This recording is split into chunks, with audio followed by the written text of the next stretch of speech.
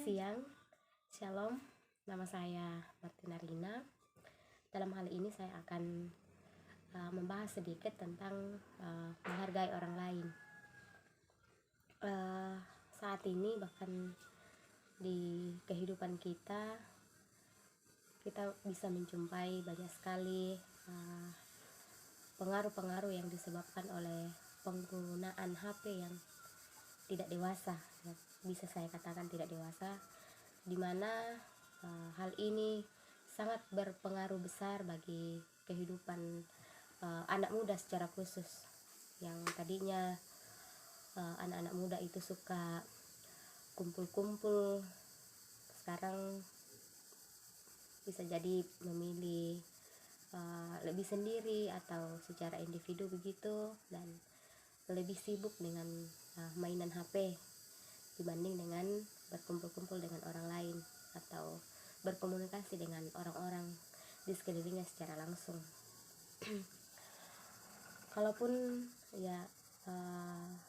berkomunikasi dengan orang-orang ataupun teman-teman di sekelilingnya, tetapi tetap saja HP itu menjadi kendala karena biasanya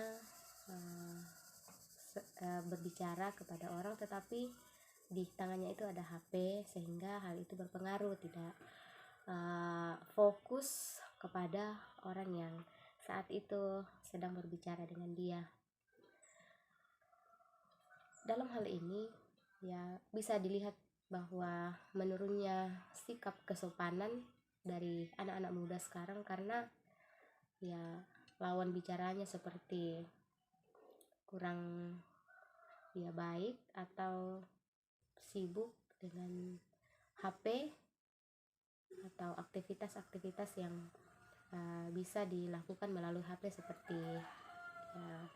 Facebook, Instagram, Twitter, WA dan lain sebagainya. Jadi menghargai orang lain saat ini sepertinya sangat kurang, apalagi berkaitan dengan anak muda saat ini.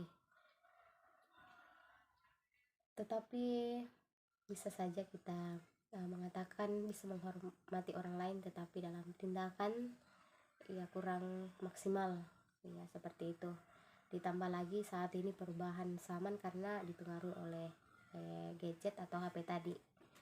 Namun dalam hal ini kiranya kita tidak terpengaruh dengan perubahan zaman ini. Yesus Kristus selalu menunjukkan respon yang tepat bagi kita, bahkan dia tunjukkan pada saat dalam pelayanannya saat itu, dimana dia saat berbicara dengan orang lain atau sesamanya saat itu, dia bisa lakukan dengan sopan. Jadi dia tahu kapan harus berbicara, dia tahu kapan ia mendengarkan, dia juga tahu kapan dirinya harus marah karena sesuatu hal yang tidak benar begitu yang dilakukan oleh sesamanya saat itu. Jadi dia juga tahu dirinya harus tenang saat menghadapi sesamanya. Dalam pelayanannya di dunia ini, Yesus benar-benar menunjukkan respon yang tepat di setiap situasi, termasuk situasi yang dikisahkan dalam perikop Yohanes pasal 8 ayat 5 sampai 6. Jadi di situ kita bisa melihat bagaimana respon Tuhan Yesus saat menghadapi pencobaan begitu. Dari kisah tersebut kita bisa belajar bahwa sikap atau respon kita terhadap sesama itu penting, penting karena dari sikap kita orang lain bisa merasa diterima, kan bisa saja ditolak begitu. Jadi kalau kita diajak berbicara atau ngomong dengan siapapun itu, entahkah itu orang berpendidikan yang tinggi, yang rendah, kaya atau miskin, tua atau muda, maka kita dituntut untuk tetap menunjukkan sikap yang tepat. Jadi kita belajar menghindari sikap merasa benar sehingga menilai pendapat orang lain itu selalu salah. Jadi belajar menghargai pendapat sesama dengan memberikan kesempatan untuk berbicara. Ya, dari hal-hal kecil itu bisa kita lakukan dalam kehidupan kita. Kiranya apa yang saya sampaikan ini boleh menjadi berkat bagi kita. Tuhan berkati.